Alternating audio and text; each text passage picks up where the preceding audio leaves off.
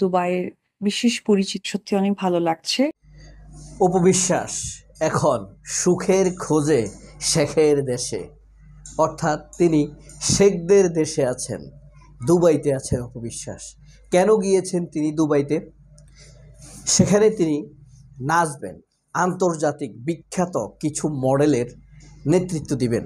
গেছে সেখানে এটা অবস্থা মডেলের সাথে যে শো স্টপার থাকে সেটা আসলে আমি হচ্ছি। পৃথিবীর 10 দেশের 10 জন মডেলের একসাথে হাঁটবে দুবাইতে, তাদের নেতৃত্ব দিবেন অপু বিশ্বাস।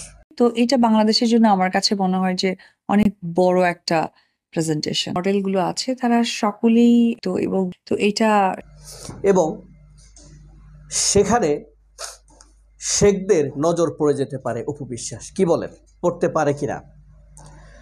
অপু বিশ্বাস কি সুখের সন্ধানে শেখদের দেশে গিয়েছেন, নাকি শেখদেরকে সুখ দিতে গিয়েছেন? ওই একই কথা। সেখানে কোন মডেলের প্রচারণার জন্য গিয়েছেন তিনি? আসলে ঘটনাটা কি? আমন্ত্রণটা কি বাংলাদেশের নাকি বাংলাদেশের বাইরের? এটা বাংলাদেশের জন্য কতটা গৌরবের?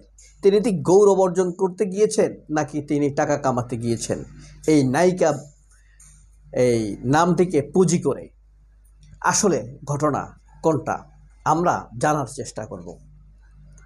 আমরা সবাই জানি অপু বিশ্বাস চলচ্চিত্রের, অপু বিশ্বাস নিজে বলেছেন চলচ্চিত্রের এই অশ্লীলতার যুগে লেহেঙ্গার উপরেও তিনি আবার ওড়না পরেছেন, আবার হাফ হাতার সাথে কি বলে ফুল হাতার জামা পরেছেন। কত মানে একটা ভদ্র মেয়ে হতে পারেন তিনি। কিন্তু দুবাইতে যাওয়ার পর তিনি এই ছবিটা আপডেট দিয়েছেন। অবশ্য আমরা তো গরিব মানুষ, গরিব দেশ, আমাদের জন্য তিনি তো লেহেঙ্গা উপরে ওড়না পরবেনই। শেখদের জন্য যখন এই পোশাকগুলো পরবেন সেটা বড় লোকদের জন্য, কারণ সেখানে তাকে অনেক টাকা দিবে, এই কারণে তিনি এই পোশাক পরেছেন। আদতে এই পোশাকটার সাথে ধরেন ময়ূরের কি পার্থক্য রয়েছে বলতে পারবেন? এই দুইটা পোশাকের পার্থক্যটা কি? আমার তো মনে হয় একই। আমি মুনমুনের সাথে তুলনা করলাম না। মুনমুনের নায়িকা হিসাবে কোয়ালিটি অবশ্যই অপু বিশ্বাসের চাইতে উপরে।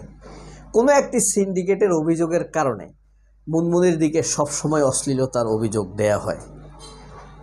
বলতে এসেছি শেখের দেশে সুখের আশায়, বলছি মুনমুন ময়ূরের কথা। আসলে কথায় কথা এসে যায় অনেক সময় প্রসঙ্গ আসলে, যে কারণে সচেতনভাবে অনেক কিছু বলতে হয়। এই যে অপু বিশ্বাসের এইসব পোশাক আপনি দেখেন, এইসব পোশাক কেউ অশ্লীলতার অভিযোগ তোলে না। অভিযোগ যত হইল ময়ূরের নামে যত বদনাম। এই যে পপি অশ্লীল নাই কেন? পপির বিরুদ্ধে কি অশ্লীলতার অভিযোগ নেই? এই যে অনেক অভিযোগ, যেটা আপনি কল্পনাই করতে পারবেন না। সব দোষ দেওয়া হয় কাকে? মুনমুনকে। ওই একটা শিখিয়ে দেওয়া হয়েছে, অথবা পরিকল্পিতভাবে সিন্ডিকেট করে একদিকে দোষ চাপিয়ে দেওয়া হচ্ছে। যাই হোক, এই যে অপু বিশ্বাসের এই পোশাক পরেছেন, আমরা সামনে অগ্রসর হই। এই যে দেখেন, আরও দেখেন, এটা কিন্তু দুবাইতে, শেখদের দেশে সুখের আশা। এই যে দুবাইতে,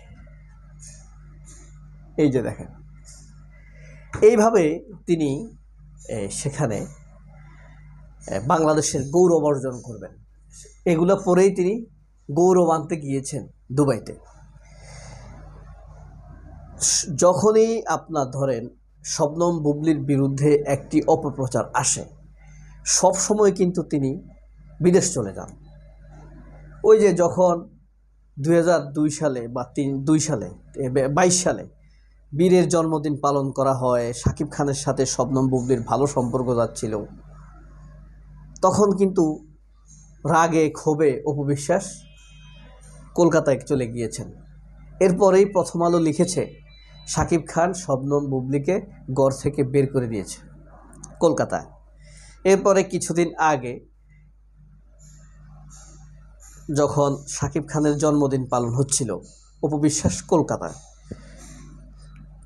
প্রথম আলো নিউজ করেছে অপু বিশ্বাস শবনম বুবলীকে নিষেধ করেছে শাকিব খান তাদের বাড়িতে যেতে, আর শাকিব খানের জন্য মেয়ে দেখা হচ্ছে। হ্যাঁ, এরপরে দেখেন এখন অপু বিশ্বাস দুবাইতে, আর শবনম বুবলীর নামে নিউজ হয়েছে তিনি বিয়ে করেছেন। আমি বলছি না এই দুটির সাথে কোনো সংযোগ আছে, আমি বলছি যখনই শবনম বুবলীর নামে কোনো মিথ্যা ঘটনা রটে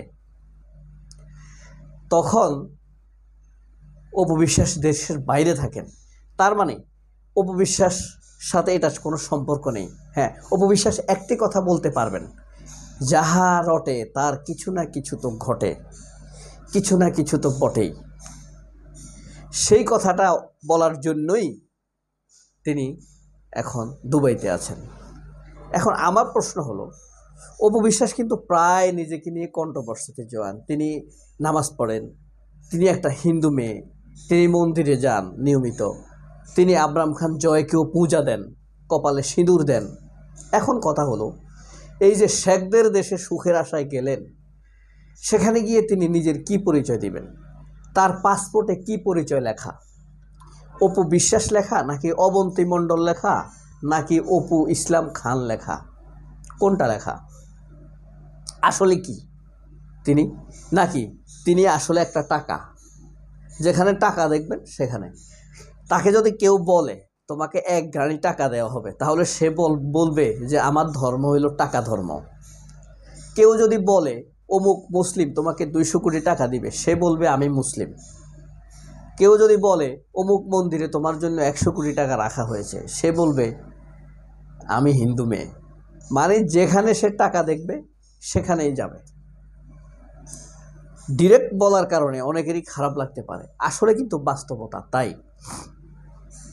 আপনি দেখেন না, মানে যেখানেই যান তিনি বাংলাদেশের জন্য গৌরব বয়ে আনেন।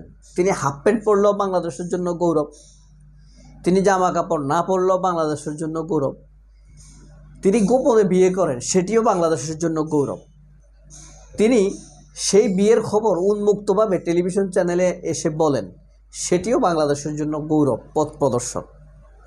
তিনি মুসলিম হয়ে যান সেটিও গৌরব, তিনি আবার হিন্দু হয়ে যান সেটিও গৌরব, তিনি কোরবানি দেন সেটিও গৌরব, তিনি মন্দিরে পূজা দেন সেটিও গৌরব, তিনি হিজাব পরেন সেটিও গৌরব, আবার তিনি সিঁদুর পরেন সেটিও গৌরব। তিনি যা করেন তাই বাংলাদেশের জন্য গৌরব বয়ে আনেন। মুনাফিকির এক অক্লান্ত অপরিসীম সীমাহীন অগ্রযাত্রায় অপু বিশ্বাসকে রুখবে কে? মানুষের ধর্মানুভূতিতে আঘাত দিয়ে বারবার এই চেতনা লবিষ্ট, চেতনা সংশ্লিষ্ট কথাবার্তা বলে, মিথ্যাচার করে, বাচালতা করে মানুষকে বিভ্রান্ত করার এই অগ্রযাত্রা রোখার কি কেউ আছে? আছে একজন, তিনি। আসলে আমাদের তাকে কিছু করার নেই। সবাই অনেক ভালো থাকবেন। আল্লাহ হাফেজ, আসসালামু আলাইকুম।